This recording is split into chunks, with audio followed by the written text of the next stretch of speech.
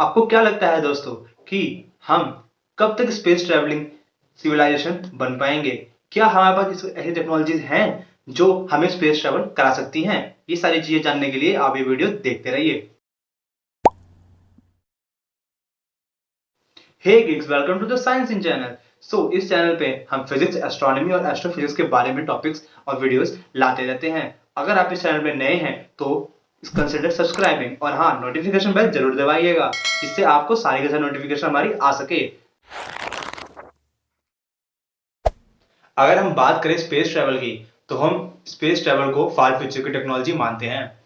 हम लोग space travel कर चुके हैं, जैसे कि हम लोग पहले मून पे जा चुके हैं, पर मून पे जाने के लिए हमें लग गए थे 3 दिन। यहाँ तक अगर हम मार्स पे अभी की टेक्नोलॉजी के अकॉर्डिंग जाना चाहें तो हमें लग जाएंगे लगभग लगभग 7 महीने। अगर कोई ऐसी क्राइसिस पड़ गई कि हमें पृथ्वी छोड़ के जाना ही पड़े तो हम क्या करेंगे? ऐसा है कि अगर हमारे पास कोई हैबिटेबल जोन का प्लेनेट हो तो हम उसके पास जा सकते हैं। ऐसा ही एक प्लेनेट हाल ही में अल्फा सेंचुरी में पाया गया है। अल्फा सेंचुरी आपको मालूम होगा कि हमारा नियरेस्ट सोलर सिस्टम है, पर जो उसका गोल्डीलॉक्स वाला प्लेनेट है वो हैबिटेबल है या नहीं है ये हमें पूरी तरीके से पता नहीं है। पर फिर भी हम चांस ले सकते हैं अगर क्राइसिस का टाइम है। तो अगर हम अभी के एडवांस टेक्नोलॉजी के अकॉर्डिंग उसमें जाना चाहें तो हमें कितना समय लगेगा? हम लोग एक साथ अगर बैठे अपोलो 10 के अंदर, अभी तक ह्यूमन का सबसे फास्टेस्ट बनाया गया रॉकेट जो कि 39,897 किलोमीटर पर आवर की स्पीड से चलता है, उसके हिसाब से भी हमें उस सोलर सिस्टम तक पहुंचने में या फिर उस प्लैनेट तक पहुंचने में हमें लगभग लगभग लग जाएंगे 1,20,000 ईयर्स। तो आप अंदाजा लगा सकते हैं कि कितना ज्यादा दूर है। अल्फा सेंचुरी हमसे लगभग लगभग 4.4 लाइट ईयर्स दूर है। अगर हम बिना स्पेस में इंसान भेजे अगर कोई सैटेलाइट का स्पीड पता कर लगाएं, सबसे फास्टेस्ट जो हमारे नॉन में है वो है वोयेजर 1। वो लगभग लगभग 17 किलोमीटर पर सेकंड की स्पीड से चलता है, पर उसकी स्पीड से पहुंचने में भी हमें 40,000 ईयर्स लग जाएंगे। तो अगर हमें वहां पहुंचना है तो हमारे पास कितनी ज्यादा टेक्नोलॉजी है ये पता होना चाहिए। अगर हमें किसी को दूसरे सोलर सिस्टम भेजना होगा तो हमें परफेक्ट टाइम का पता होना चाहिए। हम ना उसे कभी जल्दी भेज सकते हैं ना फिर लेट। अगर लेट करेंगे तो क्या पता क्राइसिस बढ़ जाए, अगर जल्दी भेजेंगे तो हमारे लिए एक और दिक्कत हो सकती है। वो मैं आपको अभी एक्सप्लेन करके देता हूँ। जैसे कि अगर आपने अभी किसी को भेजा उसे आज की टेक्नोलॉजी के रॉकेट में बिठा के, तो हमें अंदाजे से लग जाएंगे 1,20,000 साल, क्योंकि अपोलो 10 हमारा फास्टेस्ट रॉकेट था। उसकी टेक्नोलॉजी के हिसाब से अगर स्पेसएक्स वाली टेक्नोलॉजी मदद करे तो हम स्पीड को बढ़ा सकते हैं। परंतु अभी हमें ये सब नहीं पता कि स्पेसएक्स जो टेक्नोलॉजी बना रही है वो लॉन्चेबल है कि नहीं। हाँ, वो बात अलग है, हमने लो अर्थ ऑर्बिट मतलब आईएसएस पे लोगों को भेज के देख चुके हैं, परंतु अभी वो मून मिशन के लिए भी रेडी नहीं है, यहां तक हमें कंफर्म है। तो अगर हम फिर भी कोशिश करें किसी को अभी के हिसाब से भेजने के लिए तो हमें लग जाएंगे 1,20,000 साल। इतने टाइम में ऐसा हो सकता है कि हम लोग ऐसा रॉकेट बना ले कि जो रॉकेट हमसे बहुत पहले निकला हो, हम 10 साल बाद ऐसा रॉकेट बना ले जो हम उससे पहले पहुंच जाए उस प्लेनेट पे। तो जब वो रॉकेट उस प्लेनेट पे पहुंच रहा होगा, हम पहले ही वहां घर वर बना चुके, पूरी सिटी बना चुके होंगे और वो लोग बस पहुंच रहे होंगे। और उस प्लेनेट में अगर हमें 1,20,000 वाले साल जो प्लेनेट ले रहा है हमारा अपोलो 10 वाला रॉकेट, उस वाले रॉकेट में हमें जनरेशन शिप लगानी पड़ेगी। जनरेशन मतलब मैं आपको समझाता हूँ, हमें लगभग लगभग 3 जनरेशन चाहिए होगी। मतलब जवान से लेकर बुढ़े होने तक हमें 1 सीरीज, 2 सीरीज और 3 सीरीज जैसे जनरेशन चाहिए होगी। क्यों? और होपफुली अगर उनके बच्चे ठीक हुए स्पेस में, क्योंकि टेस्टेड अभी तक है नहीं। और फिर अगर हम स्पेस ट्रैवल की बात करें तो हमारे पास ट्रैवल के लिए चाहिए होगा क्या? हमें फ्यूल और एडवांस रॉकेट। तो हम बात कर लेते हैं पहले फ्यूल के बारे में। तो हम ट्रेडिशनल फ्यूल्स की बात करेंगे, जैसे कि हमें मालूम है ज्यादातर रॉकेट्स में हाइड्रोजन का इस्तेमाल होता है, ऑक्सीजन का इस्तेमाल होता है लिफ्ट अप करने के लिए। तो अगर हम हाइड्रोजन ऑक्सीजन का इस्तेमाल करेंगे तो हमें अपोलो जितनी स्पीड मिल सकती है। पर आपको पता है अगर हमें अल्फा सेंटोरी तक जाना पड़ेगा तो हमारे रॉकेट का टैंक कितना बड़ा होना चाहिए? कम से कम ऑब्जर्वेबल यूनिवर्स जितना बड़ा टैंक चाहिए हमें। और आपको भी मालूम है अगर इतना बड़ा टैंक होगा उसके अंदर फ्यूल भरेंगे और फिर लिफ्ट ऑफ करने की कोशिश करेंगे, तो आप भी जानते हैं और मैं भी जानता हूं कि कितना ज्यादा इम्पॉसिबल है। और is equal to m c square तो आप मेरे से बढ़िया जानते ही होंगे। अगर नहीं जानते तो यहाँ पर वीडियो है, थोड़ा सा उसके अंदर बताया गया है, जाके आप देख सकते हैं। हमारे पास दूसरा रेस्ट इनटू मास वाला फ्यूल तरीका इस्तेमाल करने का है, उसे हम कहते हैं फ्यूजन रॉकेट का। तो हम फ्यूजन रॉकेट्स में क्या करते हैं, एक्चुअली फ्यूजन करवाते हैं। तो फ्यूजन जहां तक इसमें होता है वो होता है बॉम्ब्स में। हम रॉकेट्स के अंदर वन बाय वन बॉम्ब्स का एक्सप्लोजन करेंगे तो थर्ड लॉ ऑफ न्यूटन के अकॉर्डिंग उसे थ्रस्ट मिलेगा, जिसकी वजह से वो कंटिन्यूअस आगे बढ़ता जाएगा। इस सीरीज से हम एक तरीके का बूस्टअप ले आएंगे अपने रॉकेट के अंदर और हम अल्फा सेंटोरी तक 44 ईयर्स तक पहुंच जाएंगे। वो बात अलग है कि नासा ने न्यूक्लियर वेपन्स का इस्तेमाल स्पेस में मना कर दिया है, पर क्या पता क्राइसिस के टाइम वो हाँ कर दे, कुछ कह नहीं सकते। आखिरकार वो नासा है, वो हमारे लिए कुछ भी कर सकती है। अगला ऑप्शन अपने पास है एंटी मैटर ड्राइव का। तो एंटी मैटर के बारे में मैं पहले ही वीडियो बना चुका हूं, आप ये वीडियो यहाँ पर आई बटन में क्लिक करके देख सकते हैं। और एंटी मैटर आप ऐसे अंदाजा लगा सकते हैं कि हमें इतना ज्यादा स्पीड दे सकता है कि इतना हम भी सोच भी नहीं सकते। पर एंटी मैटर बनता कैसे है, एंटी मैटर और मैटर को हम जब टच करवाते हैं तो उन दोनों से 100% ऑफ एनर्जी क्रिएट होती है, जिससे हमें पावर मिलती है। पर एंटी मैटर को स्टोर करना और बनाना बहुत ही ज्यादा मुश्किल है। मैं इसे पहले भी एक्सप्लेन कर चुका हूँ।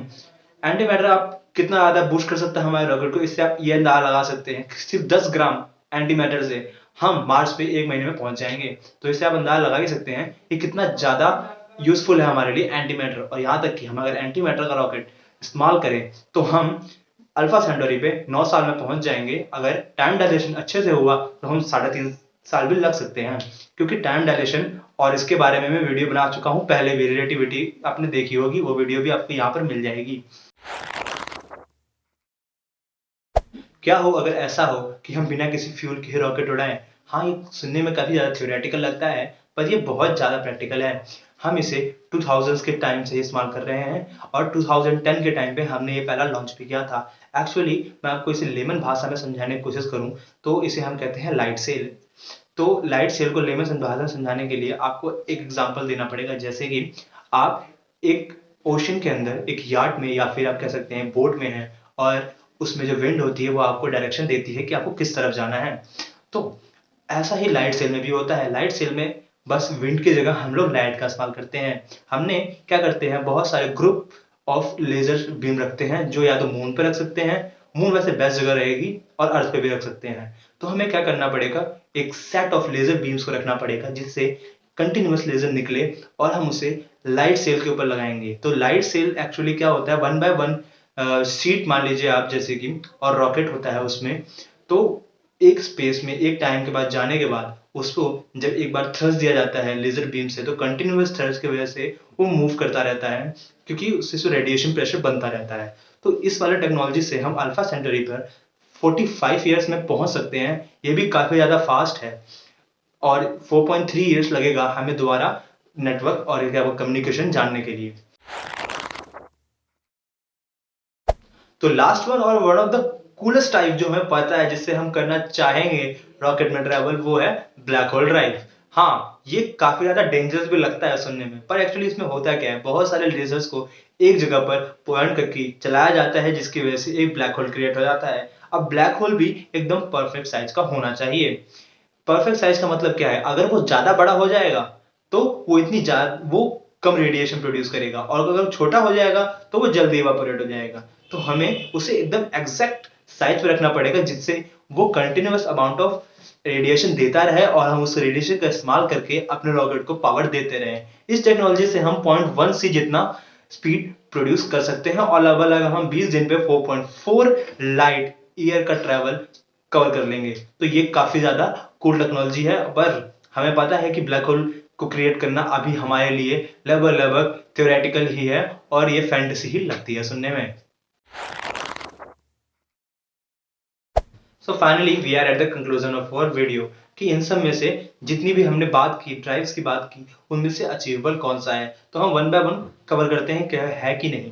तो पहले हमने बात की ट्रेडिशनल या फिर अपोलो 10 की। अगर हम उसका इस्तेमाल करें तो उसमें टैंक सबसे बड़ी प्रॉब्लम रहेगी कि टैंक में इतना ज्यादा फ्यूल स्टोर करके हमें वहां तक उड़ना, और दूसरा 1,20,000 साल, it a lot of more time to cover at a far distance. But अगर हम बात करें दूसरे या फिर फ्यूजन ड्राइव की, तो फ्यूजन ड्राइव एक अचीवेबल टेक लगती है।